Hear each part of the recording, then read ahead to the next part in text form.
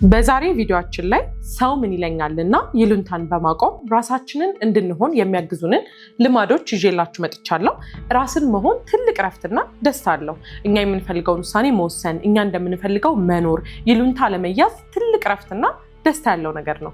ምናልባት ይሄንን ቪዲዮ የምታዩ ሰዎች በሌላ ሀገር ላይ የምትኖሩ፣ ውጭ ሀገራቶች ላይ ምናልባት ዩሮፕ ላይ፣ አሜሪካ ላይ፣ አረብ ሀገራት ላይ የምትኖሩ ሰዎች ትሆናላችሁ። ወደ ሀገራችሁ መግባት ትፈልጋላችሁ፣ ግን ደግሞ ሰው ምን ይለኛል ምንም ሳልይዝ፣ ከዛ ደግሞ ሰዎች ከዚህ ሆኖ ደግሞ እንዴት ታድለሃል አንተ እኮ ጥሩ ቦታ ነው ያለኸው፣ ጥሩ ማግኘት የምትችልበት ቦታ ነው እያሉ ይነግሩንና ወደ ሀገራችን ለመመለስ እኛ እንኳን ብንወስን እኔ ችግር የለውም የበላሁትን በልቼ እኖራለሁ ብቻ ሀገሬ መግባት ነው የምፈልገው ብለን እንኳን በራሳችን ብንወስን ሰዎች ደግሞ ምን ይሉኛል ይሄንን እድል አጥፍቼ ይሄንን እድል ትቼ ብመጣ ምን ይሉኛል በሚል ፍርሃት የማትፈልጉት ሀገር የምትኖሩ ሰዎች ልትሆኑ ትችላላችሁ። ምናልባት ደግሞ ዩኒቨርሲቲ ላይ የምትማሩ ተማሪዎች ሆናችሁ ሁለተኛ ዓመት ሶስተኛ ዓመት ከሆናችሁ በኋላ የራሳችሁን ድሪም እና ፓሽን አግኝታችሁ እሱን ነው መቀጠል የምፈልገው ብላችሁ ግን ደግሞ ሰው ምን ይለኛል፣ ምናልባት አሁን የምትማሩት ወይ ኢንጂነሪንግ ይሆናል፣ ምናልባት ዶክተሮች ለመሆን እየተማራችሁ ይሆናል እና ይሄንን የመሰለ እድል እንዴት ትተዋዋለህ? ብዙ ተማሪዎች እኮ ለዚህ ብዙ ለፍተዋል፣ ብዙ 12ኛ ክፍሎች ውጤት ሳይመጣላቸው ቀርተዋል፣ እንዴት ይሄ እድል እያለ ትተዋለህ የሚሉን ሰዎችን በመስማት እኛ የምንፈልገውን ነገር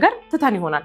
ምናልባት ደግሞ ትልቅ መስሪያ ቤት ላይ የምትሰሩ ሰዎች ሆናችሁ ጥሩ ደሞዝ እያገኛችሁ ግን ደግሞ እዚህ መስሪያ ቤት ላይ መስራት እንደማትፈልጉ፣ የራሳችሁን ነገር መስራት እንደምትፈልጉ ወይም ደግሞ መስሪያ ቤት መቀየር እንደምትፈልጉ የእናንተ ውሳኔ ሆኖ ግን ደግሞ ሰው ምን ይለኛል፣ ይህንን እድል ባበላሸው ሰው እንዴት ይቀበለኛል ብሎ በመፍራት የተለያዩ ምክንያቶች ይኖራቸዋል። ምናልባት ደግሞ ጓደኛ ግሩፕ ላይ የምትፈልጉትን ነገር እንዳታደርጉ የሚያደርጉ ጓደኞች በክፋት ላይሆን ይችላል፣ ግን ደግሞ እናንተ የማትፈልጉትን ካለባበስ ጀምሮ ካነጋገር ጀምሮ መሄድ ከምትፈልጉበት ቦታ ጀምሮ በሰዎች ምክንያት ማድረግ የምትፈልጉትን ነገር ማድረግ ላልቻላችሁ ሰዎች የዛሬውን ቪዲዮ እስከ መጨረሻ ድረስ ካያችሁት ራሳችሁን መሆን የምትችሉባቸውን ልማዶችን ይዤላችሁ መጥቻለሁ። ዛሬ የምናነሳቸው ልማዶች የተለያዩ የስነ ልቦና ባለሙያዎች ጥናት ያደረጉባቸው፣ ብዙ መጽሐፍቶች፣ ብዙ ሪሰርቾች የተሰሩባቸው፣ እኔም ደግሞ እንደ ባለሙያነቴ እንደ ሶሺዮሎጂስትነቴ እናንተን ወይም ማህበረሰቡን ራሱን እንዲሆን ያ ማለት ግን የማህበረሰባችንን ቫልዩ፣ ሪስፔክት እነዚህን ነገሮች ትተን እንደፈለግን እንሆናለን ማለት ሳይሆን እኛ የመረጥነውን ህይወት ሰዎችን ሳንጎዳ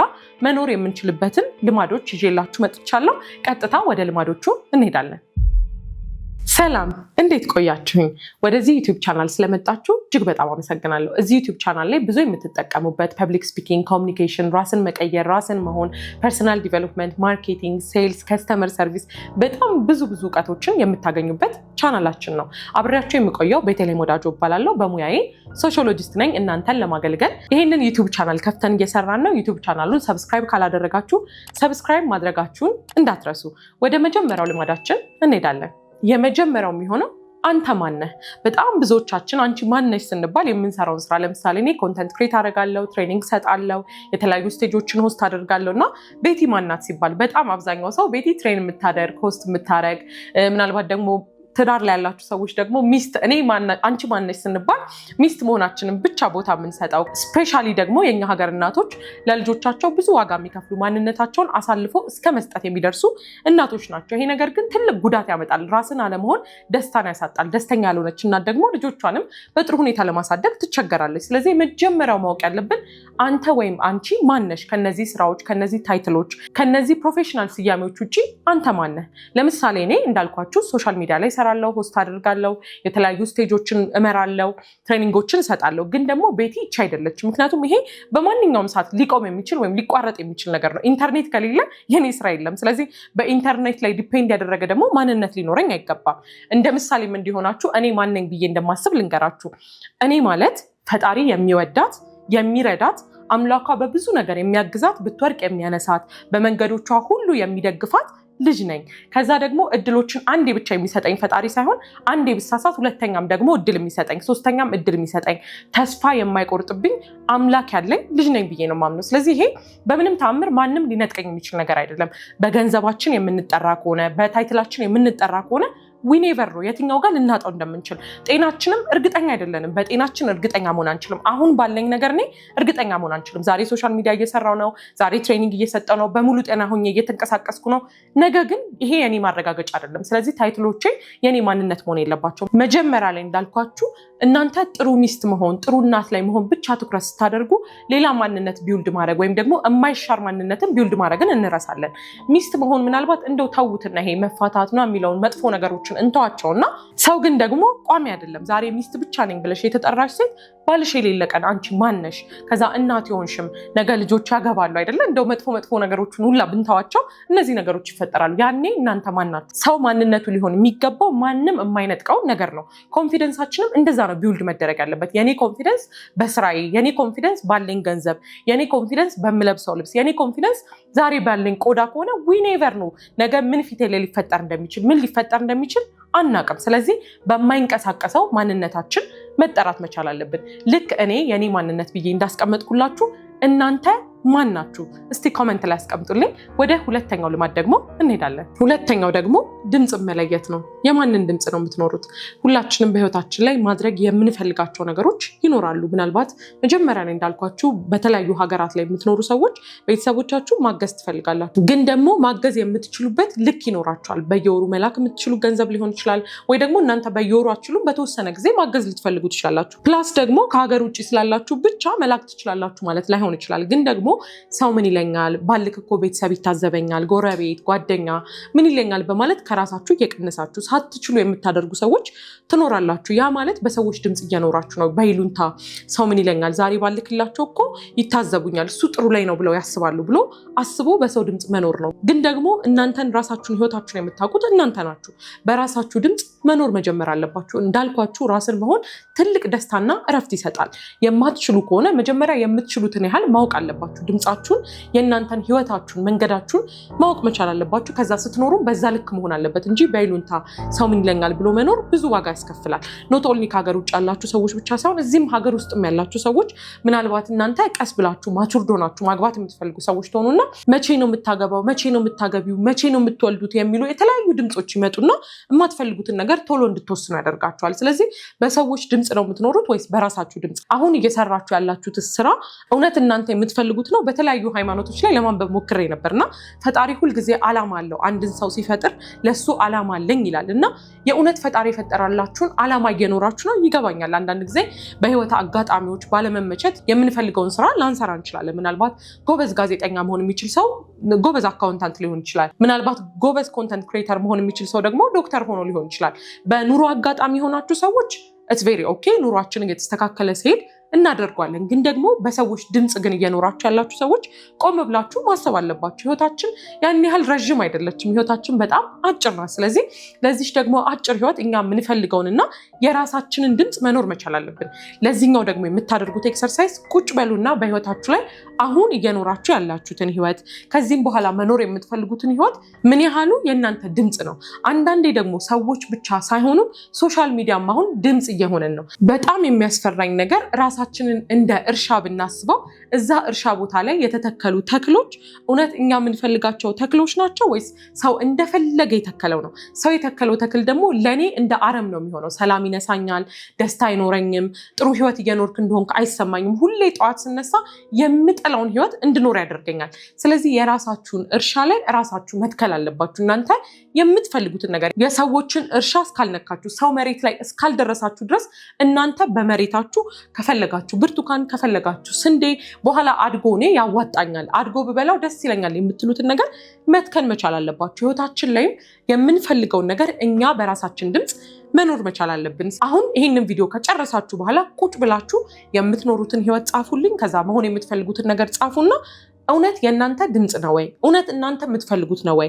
እውነት ፈጣሪ የፈጠረላችሁን ዓላማ እየኖራችሁ ነው ወይ የሚለውን ታስቀምጡታላችሁ። ይሄንን ማድረግ ስትጀምሩ ራሳችሁን መሆን ትጀምራላችሁ። ራስን መሆን ደግሞ ትልቅ ነው። ሶስተኛው ደግሞ ለራስ ጊዜ መስጠት ነው። መቼ ነው ከራሳችሁ ጋር ተቀምጣችሁ የምታውቁት? ያለ ስልክ፣ ያለ ዘፈን፣ ያለ ፖድካስት፣ ያለ ምንም ነገር ሰዎች ሳያወሩ ብቻችሁን ቁጭ ብላችሁ የምታውቁት መቼ ነው?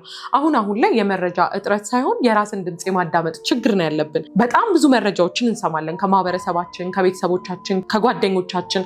ድሮ እነዚህ ብቻ ነበሩ የምንሰማቸው ድምፆች፣ ቤተሰብ፣ ጓደኛና አካባቢ ላለ ሰው ነበር። አሁን ግን ዓለምን መስማት ጀምረናል። ሶሻል ሚዲያ አብዝተን በማየታችን ብዙ ሰዎች የሚናገሩ ነገር አለና ራሳችሁን መቼ ነው የሰማችሁት? ቁጭ ብላችሁ ራሳችሁን መቼ ነው ያዳመጣችሁት? የሚሰማችሁን ስሜት ፊል ያደረጋችሁትን ነገር መቼ ነው? ምንድነው እየተሰማኝ ያለው? ምንድነው እየሄድኩበት ያለሁት መንገድ? ደስተኛ ነኝ ወይ? ምንድነው ነው የምፈልገው? እንዴት ነው መሄድ የምፈልገው ብላችሁ ከራሳችሁ ጋር ቁጭ ያላችሁት መቼ ነው? እስቲ ራሳችሁን ጠይቁልኝ። እንዳልኳችሁ ያለ ስልክ፣ ያለ ሙዚቃ፣ ያለ ማንም ሰው ብቻችሁን ቁጭ ብላችሁ ከራሳችሁ ጋር ጊዜ ያሳለፋችሁት መቼ ነው? በጣም አብዛኛው ሰው ከራሱ ጋር የሚረብሽ ነገር ሲሰማው ቶሎ ብሎ ሶሻል ሚዲያ ለማየት ይሞክራል። ግን ደግሞ ያ መፍትሄ አይሆንም። የሆነ የሚረብሻችሁ ስሜት ሲኖር፣ ለምሳሌ አሁን ኑሯችሁን መቀየር ማስተካከል የምትፈልጉ ሰዎች ሆናችሁ ምን ብሰራ ይሻለኛል ብላችሁ አስባችሁ ልክ ጭንቀቱ ሌቭል ላይ ስትደርሱ በቃ ቶሎ ብላችሁ ሶሻል ሚዲያ እርፍ ለማለት ግልግል ለማለት። ይሄ ግን እያደረጋችሁ ያለው ጭራሽ ጭንቀታችሁን እየጨመረው ነው። ከዛሬው ጭንቀት ነገ የበለጠ ትጨነቃላችሁ። ከነገ ወዲያ ለምን መፍትሄ እየተገኘለት አይደለም። ስለዚህ የሚረብሽ ስሜት ሲኖራችሁ አቋርጣችሁ ቶሎ ሶሻል ሚዲያ አቋርጣችሁ ቶሎ ጓደኛ ጋር ከመሄድ ይልቅ ቁጭ በሉና መፍትሄ ይስጡት። ምንድነው ማድረግ የምችለው እኔ ለዚህ ነገር ምን ማድረግ እችላለሁ? ኑሮ መቀየር ይሆን፣ ትዳር መያዝ ይሆን፣ ኑሯችን ላይ የምንፈልጋቸውን ነገሮች ማድረግ፣ የትኛውንም ነገር ቢሆን መጀመሪያ ቁጭ በሉና መጀመሪያ እፈልገዋለሁ ወይ፣ ሁለተኛ ላይ እንዳልኳችሁ መጀመሪያ የራሴ ድምፅ ነው ወይ፣ ከዛ ደግሞ የራሴ ድምፅ ከሆነ እኔ ምን ማድረግ እችላለሁ? እኔ ማድረግ የምችለው ሌቭል እያደረግኩ ነው ወይ? በጣም ብዙ ጊዜ የተለያዩ ጥናቶች እንደሚያሳዩት ሰዎች በጣም የሚጨነቁት ማድረግ የሚችሉትን ነገር ስለማያደርጉ ነው። አንዳንዴ ማድረግ በማንችለው ነገር አይደለም የምንጨነቀው፣ የሆነ ነገር ማድረግ እንደምን ፖቴንሻል እንዳለን አቅም እንዳለን አእምሯችን ካወቀ እረፍት አይሰጠንም። ስለዚህ ብዙ ጊዜ የምንበጠበጠው አእምሯችን ያውቃል፣ ማድረግ የምትችሉበትን ሌቭል ማሳካት የምትችሉበትን ሌቭል ያውቀዋል። ግን ደግሞ በስንፍና ምክንያት፣ በሶሻል ሚዲያ ዲስትራክሽን ምክንያት፣ በማህበረሰባችን ምክንያት ያን ነገር እያደረጋችሁት ካልሆነ አእምሯችሁ አይተዋችሁም፣ ይጨቀጭቃችኋል። እናንተ ፖቴንሻላችሁን ካልተጠቀማችሁለት መቼም አይተዋችሁም። ያን ማድረግ የምትችሉት ደግሞ ቁጭ ብላችሁ ከራሳችሁ ጋር ጊዜ ማሳለፍ ስትችሉ ነው። ስለዚህ አሁንም ከዚህኛው ቪዲዮ ጀምሮ ከራሳችሁ ጋር አትሊስት በቀን ውስጥ 30 ደቂቃ ቁጭ ብላችሁ ያለምንም ሙዚቃ፣ ያለምንም ስልክ፣ ያለምንም ሰው ቁጭ ብላችሁ ራሳችሁን ማዳመጥ ጀምሩ። ከዛ የምትፈልጉትን ነገር መለየት ትችላላችሁ። መኖር የምትፈልጉትን ህይወት መወሰን ጀምሩ። ያ ማለት ግን እንድትጨነቁ ሳይሆን እናንተ ከምትችሉት ጀምሩ። ስትሰሩ ደግሞ ፈጣሪ አብዝቶ ይባርካችኋል። ወደ አራተኛው ደግሞ እንሄዳለን። አራተኛው ደግሞ የመጨረሻውን ውሳኔ ሁሌም ራስክ ብቻ ወስን። በጣም ብዙ ጊዜ ሰዎችን ያማክራሉ፣ ሀሳብ ይጠይቃሉ። ከዛ የመጨረሻውን ውሳኔ በሰዎች ሀሳብ ይወስናሉ። ማድረግ ያለብን ግን ራሳችንን ለመሆን እኛ የምንፈልገውን ህይወት ለመኖር ከይሉንታ ለመውጣት የመጨረሻውን ውሳኔ ራሳችን መወሰናችንን እርግጠኛ መሆን ነው። ምናልባት ከሀገር ውጭ ያላችሁ ሰዎች ወደ ሀገራችሁ በታችሁ መኖር የምትፈልጉ ከሆነ ሰዎችን ልታማክሩ ትችላላችሁ። ከዚህ በፊት የመጡ ሰዎችን ልታዩ ትችላላችሁ። ግን ደግሞ የመጨረሻውን ውሳኔ ራሳችሁ ነው መወሰን ያለባችሁ። ምክንያቱም ሁላችንም የየራሳችንን ህይወት ብቻ ነው የምንኖረው። ፈጣሪ ሲፈጥረን እኔን እንደ ቤቲ ብቻ ነው ትሪት የሚያደርጋት እንጂ እከሌ እንደዚህ ስላደረገች ቤቲ አንቺም እንደዚህ ስታደርገኝ እንደዚህ ነው የምትኖር የሚባል ነገር የለም። የምድር ህግ እኔ እንደኔ ብቻ ነው የምኖረው። እኔ የወሰንኩት ውሳኔና እኔ የወሰንኩትን ኤግዛክት ውሳኔ የሆነ ሰው ቢወስነው እንደኔ ላይሰማው ይችላል፣ እንደኔ ላይኖር ይችላል። ኢቭን አንድ አይነት ቢዝነስ ሰዎች ጀምረው አንደኛው ፌል ሊያደርግ ይችላል ቶሎ፣ አንደኛው ደግሞ ሰክሰስፉል ሊሆን ይችላል። ስለዚህ በራሳችን ቀለም መድመቅ መቻል አለብን። እኔ እንደምፈልገው ብቻ ነው መኖር ያለብኝ። እንዳልኳቸው የሰዎችን አስተያየት አንስማ፣ አናንብብ መጽሐፍ ወይ ስልጠናዎችን አንውሰድ ወይ ራሳችን የሚቀይሩ ነገሮች አናድርግ፣ አሮጋንት እንሁን ወይም ይሄ እንዴት ነው እኔ ብቻ አውቃለሁ የምንል ሰዎች እንሁን ማለት ሳይሆን የመጨረሻ ውሳኔ ግን ሁሌም የኔ ነው መሆን ያለበት። ምክሮችን መስማት አለብን። ለምሳሌ አግቢ የሚሉ ምክሮች ሊሆኑ ይችላሉ። ስራ ይሄን እኮ ብትሰሪ ጥሩ ነው፣ አሁን ኮንተንት ክሬት እያደረጋችሁ ይሄን ደግሞ ብትጨምሪበት እኮ ጥሩ ነው የሚሉ ሀሳቦች ይኖራሉ። ሀሳቦቹን መስማት አለብን፣ ሀሳቦቹን እንቀበላለን። ከተቀበልኩ በኋላ ግን የመጨረሻ ውሳኔ እኔ ጋር ነው መሆን ያለበት። ምክንያቱም ማንም ሰው ልቤን አያውቅም አይደል? እኔ የሚሰማኝን ስሜት እናንተ ልታውቁ አትችሉም። እኔ ነኝ ምን ፊል እንደማደርግ ኤግዛክትሊ የማውቀው። ከወሰንኩ በኋላ ህመምም ካለው እኔ ነኝ የምታመመው። ሰላም ማጣት ከሆነም ሰላም የማጣው እኔ ነኝ። ስለዚህ ውሳኔ መወሰን ካለብኝ እኔ ነኝ መወሰን ያለብኝ። ደግሞ እስኪ እናንተንም ልጠይቃችሁ። በህይወታችሁ እርግጠኛ ነኝ ብዙ ውሳኔዎችን የወሰናችሁ ሰዎች ናችሁ። ከወሰናችሁት ውሳኔ የትኛው ነው የሚያስደስታችሁ? በጣም አብዛኛው ጊዜ ከ99% እንደውም 100% ደስተኛ የሚያደርገን የራሳችሁን ውሳኔ ነው። ስህተት እንኳን ቢሆን የራስ ውሳኔ ደስታ አለው። ምክንያቱም ልባችሁ ላይ ፊል የምታደርጉትን መንገዳችሁን፣ ያላችሁን እውቀት፣ ያላችሁን አቅም ምን ያህል መቻል እንደምትችሉ የምታውቁት እናንተ ስለሆናችሁ እናንተ መወሰን አለባችሁ። ከዛሬዋ ዕለት ጀምሮ የመጨረሻ ውሳኔዎችን እራሳችሁ መወሰን ጀምሩ። በጣም ትልቅ እረፍትና ሰላም አለው። ወደ አምስተኛው ደግሞ እንሄዳለን። አምስተኛው ደግሞ ለለውጥ ያለን አመለካከት ነው። ለውጥ ሁለት ነገሮችን ይዞ ይመጣል። የመጀመሪያው ስትለወጡ ሰዎች ደስ አይላቸውም። ሰዎች ሊረበሹ ይችላሉ። ለምሳሌ ድሮ ገንዘብ የምትልኩ ሰዎች ሆናችሁ ከዚህ በኋላ ግን ባለኝ አቅም ነው የምኖረው፣ የምችለውን እልካለሁ፣ የማልችል ካልሆነ አልችልም ብዬ እናገራለሁ ስትሉ ሰዎች ደስ ብሏቸው አይቀበሏችሁም። በእርግጠኝነት ይደብራችኋል። ተለወጠች እኮ ከሌ እንትን ስታገኝ እንደዚህ ሆነች፣ ከመቼ ወዲያ ያመጣሽው ባህሪ ነው እየተባለ ብዙ ነገሮችን እንባላለን። ድሮ ምናልባት እሺ የምትሉ ሰዎች ሆናችሁ ከዚህ በኋላ ግን የማይሆናችሁን ነገር እምቢ ማለት ስትጀምሩ ሰዎች ይደብራችኋል። ለውጥ ሁልጊዜም ለውጥ አይደለ ስሙ ራሱ የሆነ የተለየ ነገርና አዲስ ነገር ይዞ ይመጣል። ሰዎች ላይቀበሉት ይችላሉ። አዲሱ ማንነታችሁን እምቢ፣ አልችልም፣ አላደርግም የሚለው ማንነት ደስ ላይላቸው ይችላል። ደግሞ ብዙ ሰውም እሺ ስትሉት ከነበረ እምቢ ስትሉት መደበሩ አይቀርም። ክፋት ላይሆን ይችላል፣ ግን ደግሞ የእናንተ መለወጥ ይረብሸዋል። ስለዚህ ልክ ይሄ ሲፈጠር በቃ እኔ መለወጥ የለብኝም፣ ይሄ ራስን መሆን አይደለም። ሰዎች ብዙ አስተያየት ይሰጣሉ። አንቺ እኮ እንዲህ አልነበርሽም፣ አንቺ እኮ ደግ ነበርሽ፣ ሩህሩ ነበርሽ፣ ለሰው ሀሳቢ ነበርሽ እያሉ እኔ ያን ነበርኩ ብለን እንድናስብ ያደርጉናል። ያ ግን መጀመሪያም ያንተ ድምፅ አይደለም። ስለዚህ አሁን የራሳችሁን ድምፅ መኖር ስትጀምሩ ሰዎች ራስሽን አልሆንሽም፣ ከመቼ ወዲህ ነው እንዲሆንሽው ሊሉ ይችላሉ። ያ ነው እንደውም ትክክለኛ ለውጥና ራስን መሆን ማለት። ለምን እስከዛሬ ስንኖር የነበረው የሰዎችን ድምፅ ሰዎችን ለማስደሰት በይሉንታ እናቴ ምን ትለኛለች፣ አባቴ ምን ይለኛል፣ ጎረቤት፣ ማህበረሰብ፣ ቤተሰብ፣ ሰው ምን ይለኛል እያለን ኖረን ነበረ። የራሳችንን ድምፅ መኖር ስንጀምር ራስሽን አልሆንሽም፣ ሰዎችን መሆን ጀመርሽ ምናምን እየተባለ በጣም ብዙ አስተያየቶች ሊሰጡን ይችላሉ። ያ ማለት ማቆም አለብሽ፣ ልክ አይደለሽም፣ ልክ አይደለህም ማለት ግን በፍጹም አይደለም። ምክንያቱም እየተለወጥን አይደለም። ለውጥ ደግሞ ሰዎች እስኪቀበሉት ጊዜ ይፈጃል። በፍጹም እንዳታቆሙ። ይሄን አስተያየት ሲሰጧችሁ እውነታቸውን ነው እኮ ብላችሁ እንዳታቆሙ። ለራሳችሁ ደግሞ መኖር መጀመር አለባችሁ። እንዳልኳችሁ ሰዎችን እስካልጎዳን፣ ሰዎችን እስካልናቀን፣ የሰዎችን ሃይማኖት፣ የሰዎችን ዘር፣ የሰዎችን ቫልዩ እስካልነካን ድረስ ራሳችንን መሆን መጀመር ግን አለብን። ስለዚህ የመጀመሪያው ለውጥ ይሄ ነው። ሁለተኛው ደግሞ የራሳችን መረበሽ ነው። ሁልጊዜም ለውጥ የመረበሽ ስሜት ሊሰማን ይችላል። የሆነ ለውጥ ስታመጡ እስከዛሬ የኖራችሁት የነበረው ህይወት ካልሆነ አእምሯችሁ በአንድ አይቀበለውም። ምክንያቱም የአእምሯችን የመጀመሪያው ስራ እኛን መጠበቅ ነው። እኛን ደግሞ ከአደጋ ሲጠብቀን አዲስ ነገሮችን ስንጀምር እንዳንጀምር በማድረግ ይጠብቀናል። ለምሳሌ ንግግር እንኳን ማድረግ ስቴጅ ላይ የተለያዩ ቦታዎች ላይ ንግግር ማድረግ ስንፈልግ የምንፈራበት ዋና ምክንያት አእምሯችን ለሱ አዲስ ስለሆነ እዛ ቦታ ላይ ወታ ብትዋረድስ፣ ብትገለልስ፣ ከማህበረሰቡ ብትወጣስ በጣም አርቆና አስፍቶ ያስበዋል። ስለዚህ እንዳትናገሩ እጃችሁን በማላብ በመረበሽ ልባችሁን በመምታት የተለያዩ ስሜቶች እንዲሰማችሁ ያደርጋል። ያኔ በጣም ብዙ ሰው የሚሸወደው ነገር በቃ እንደዚህ አይነት ስሜቶች ሲመጡበት እኔ እኮ ፈሪ ነኝ፣ እኔ እኮ ለዚህ አልተፈጠርኩም፣ በቃ እኔ እኮ አልችልም ብለው ተሰብረው ይቆያሉ። የምታዩቸው የትኛውም ስኬታማ ሰው 100% አረጋግጥላችኋለሁ ይሄ ስሜት እየተሰማው ስለቀጠለ ነው ስኬታማ የሆነው። ለምሳሌ ሶሻል ሚዲያ ላይ መስራት፣ ሁልጊዜ ደስተኛ ሆኖ ሰው መጥቶ ሶሻል ሚዲያ ላይ ላይሰራ ይችላል፣ ሊረበሽ ይችላል። ግን ደግሞ ሁሌም ኢንድ ጎሉን ያውቃል። በስሜቱ በፍጹም አይመራም። ስለዚህ ለውጥ ማለት የሆነ ሰው መለወጥ ሲፈልግ፣ ለምሳሌ እኔ ምንም አይነት ሶሻል ሚዲያ ሰርቼ የማላቅ ሰው ኮንኩኝ ለመጀመሪያ ጊዜ ሶሻል ሚዲያ ልቀርጽ ስወጣ ሊደብረኝ ይችላል፣ ሊረብሸኝ ይችላል። ለውጥ አይደለ እየተለወጥኩኝ ነው። ስለዚህ እንደውም የመረበሽ ስሜት ማለት እየተለወጣችሁ እንደሆነ ማረጋገጫችሁ ነው። ልክ ስትረበሹ አታቁሙ። ለአእምሯችሁ ደህና እንደሆነ ችግር እንደሌለው አሳዩት። ስቴጅ ላይ መናገር፣ ሶሻል ሚዲያ ላይ መስራት፣ ለራሳችን መቆም፣ ይሄን አልፈልግም ይሄን እፈልጋለሁ ብሎ መናገር ለአእምሯችን የሚረብሽ ስሜት ይኖራል፣ ለሰዎችም የሚረብሽ ስሜት ይኖራል። ከመረበሹ ማለፍ ነው። አንድ ደረጃ ብቻ መውጣት ነው የሚጠበቅባችሁ። ይሄንን ደረጃ ካለፋችሁት በኋላ ግን ሰዎች አዲሱ ማንነታችሁን መውደድ ይጀምራሉ። አእምሯችሁም ልክ እንደዛው አቤት ቤት እኮ የአቋም ሰናት ትላንትና አረ በጣም እኮ ተቀየርሽ፣ ድሮ እኮ ሺቲ ነበር፣ ድሮ እኮ እንደዚህ አልነበርሽም ሲለኝ የነበረ ሰው ተቀይሬ እኔ በአቋሜ ከጸናው ቤት እኮ ደስ ስትለኝ ኃይለኛ ናት፣ ለአቋሜ ቆመች ሰው ናት እያለ አዲሱ ማንነቴን ደግሞ መቀበል መጀመሩ አይቀርም። አእምሯችሁ አዲሱ ማንነታችሁን ይቀበላችኋል። እናንተን ራሱ ስቲል ጠይቃችሁ ድሮ ከነበራችሁ ባህሪ አሁን ላይ መቼ ነው እንደ ተቀየርኩት የምትሉት ባህሪ የላችሁ።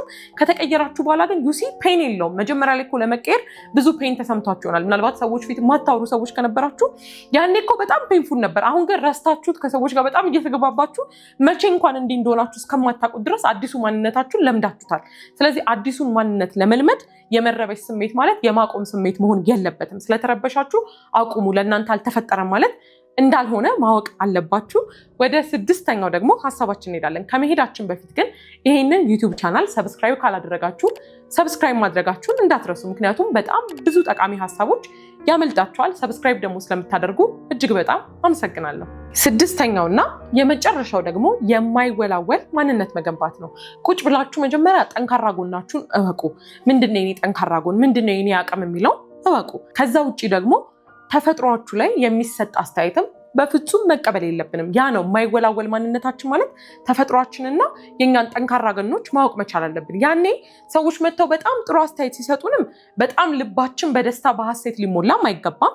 ከዛ ደግሞ ሰዎች ደግሞ ኔጌቲቭ አስተያየትም ሲሰጡን ወይም ደግሞ እንድንሻሻል የሚያደርግ አስተያየትም ሲሰጡን ደግሞ ልባችንና ቅስማችን ደግሞ መሰበር የለበትም። ሰዎች የሚሰጡን አስተያየት እንድንገነባበት ከሆነ እንድንገነባበት፣ ከዛ ደግሞ ኔጌቲቭ አስተያየቶች ከሆኑ ደግሞ ይሄ እኔን አይወክለኝም ብለን የማይወላወል ማንነት መገንባት መቻል አለብን።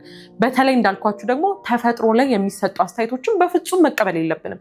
ፈጣሪ እንዲያድርጎ ሲሰራ ምክንያት አለው። ለእያንዳንዳችን የፈጠረበት ምክንያት አለው። ከዛ ደግሞ እናንተ ራሱ ስታስቡት አስተያየት ተፈጥሮ ላይ የሚሰጡ ሰዎች እኮ የተለያየ አይደል የሚሰጡት። ለምሳሌ ለአንድ ሰው በጣም ቆንጆ የሆነ ሰው ለአንድ ሰው ደግሞ አይ ምንም አይልም፣ ጥሩ አይደለም፣ አያምርም ብሎ ሊገልጸው ይችላል። ስለዚህ በራሳቸው አይንና መነጽር ነው የሚያዩት። ፈጣሪ ሲፈጥረው ግን ይሄ ትክክል ነው ብሎ ፈጥሮታል። ከሆነ ዓመት በፊት እኮ የሆኑ ትሬንዶችና የሆኑ ፊቶች ልክ አይደሉም ተብሎ ይታሰብ ነበረ። ከዛ ከሆነ ዓመት በኋላ ግን ደግሞ መጥቶ ይሄ ትሬንድ ሆኖ ወይ ይሄ ነገር ሲያምር ተባለ። አያችሁ። ስለዚህ ትሬንዶችና ሁኔታዎች ይቀያየራሉ። እናንተ ናችሁ የማይወላወል ማንነት መገንባት ያለባችሁ። ስፔሻሊ ተፈጥሮ ላይ አስተያየት መቀበል የለብንም። ለምሳሌ እኔ አሁን ሶሻል ሚዲያ ላይ የተለያዩ ኮመንቶች ሊሰጡ ይችላሉ። ተፈጥሮ ላይ ከሆነ በጭራሽ አልቀበለውም። ምክንያቱም ተፈጥሮዬን ፈጣሪ ሲፈጥረኝ ትክክል እንደሆነ አምነዋለሁ። የፈጠረኝ አምላክ ሲሰራኝ ጊዜ ወስዶ እንደሰራኝ በአምሳሉ እንደፈጠረኝ ስለማቅ የትኛውንም አስተያየት ተፈጥሮ ላይ አሮጋንትሊ ነው አስተያየት ማልቀበለው። ምክንያቱም ተፈጥሮ የማይሳሳተውና ድንቅ የሆነው ፈጣሪ ስለፈጠረው። ከዛ ደግሞ ግን ሌሎች ማንነቶች ላይ ደግሞ መጀመሪያ እኛ ራሳችን የምናውቀው ጠንካራ ጎን ሊኖረን ይገባል። ለምሳሌ አሁን ሶሻል ሚዲያን እየሰራው ሶሻል ሚዲያ ላይ ጎበዝ እንደሆንኩኝ አውቀዋለሁ። ትሬኒንግ እሰጣለሁ፣ ትሬኒንግ ላይ ጎበዝ እንደሆንኩኝ አውቀዋለሁ። ስለዚህ ቤቲ አንቺ እኮ ለትሬኒንግ አልተፈጠርሽም ወይ አንቺ ለሶሻል ሚዲያ አልተፈጠርሽም ቢለኝ ማንንም ሰው አልሰማም። ምክንያቱም ጎበዝ እንደሆንኩ አውቀዋለሁ። ያ ማለት ግን አሮጋንት ልሆን አይደለም። ለምሳሌ አሁን እኔ ሶሻል ሚዲያ ላይ እየሰራው ቤቲ ድምፅሽን እንዲህ ብታረጊው፣ እጅሽን እንዲህ ብታረጊው ወይ ደግሞ እንዲህ ብታረጊ እኮ የተሻለ ይሆናል፣ ለምን ቭሎግ አትጀምሪ? ቭሎግ ብትጀምሪ ጥሩ ነው ኦር ሰምቲንግ። እስቲ በዚህ አጋጣሚ እንደው ከኔ ማየት የምትፈልጓቸውን ኮንተንቶች ኮመንት ላይ አስቀምጡልኝ። ልክ እንደዚህ አይነት አስተያየቶችን እቀበላለሁ። ግን እኔን ቅስሜን ለመስበር የሚሰጡ አይነት አስተያየቶች አሉ፣ እነሱን በፍጹም አልቀበልም። ያ የኔ የማይወላወለው ማንነቴ ነው። ስፔሻሊ እኔን ለመጉዳት የሚሰጡ አስተያየቶችን በፍጹም አልቀበልም። ልክ እንደዛ እናንተም የማትወላወሉባቸው ማንነቶች መገንባት አለባቸው፣ የእናንተን ጠንካራ ጎኖች። ከዛ ሰው እዚህ ላይ እንደዚህ አይነት አስተያየት ቢሰጠኝ በፍጹም አልቀበልም የምትሏቸው ማንነቶች ቢውልድ ማድረግ አለባቸው። በተለይ ሊሰብራችሁ የሚሞክሩትን አስተያየቶች። እነዚህን ልማዶች ካደረጋችሁ፣ እነዚህን አሁን ያልኳችሁን ነገሮች ካደረጋችሁ ራሳችሁን መሆን ትችላላችሁ። ራስን መሆን ደግሞ ትልቅ ደስታና እረፍት አለው። ስለዚህ እነዚህን ነገሮች ተግባራዊ ማድረጋችሁን እንዳትረሱ። እንዳልኳችሁ ደግሞ ከኔ ማየት የምትፈልጓቸውን ኮንተንቶች ኮመንት ላይ አስቀምጡልኝ። ጥያቄም ካላችሁ ደግሞ ኮመንት ላይ አስቀምጡልኝና ሙሉ ቪዲዮ ሰራላችኋለሁ በእናንተ ጥያቄ ላይ እየመለስኩኝ። ስለኔ ማወቅ የምትፈልጉት ነገር ካለ ኤኒቲንግ ቤቲ ብትመልስልን ብላችሁ የምታስቡት ነገር ካለ ኮመንት ላይ አስቀምጡልኝ። መልስ ይዤ ደግሞ ቪዲዮ ሰራላችኋለሁ። እዚህ ድረስ ስላደመጣችሁኝ እጅግ በጣም አመሰግናለሁ።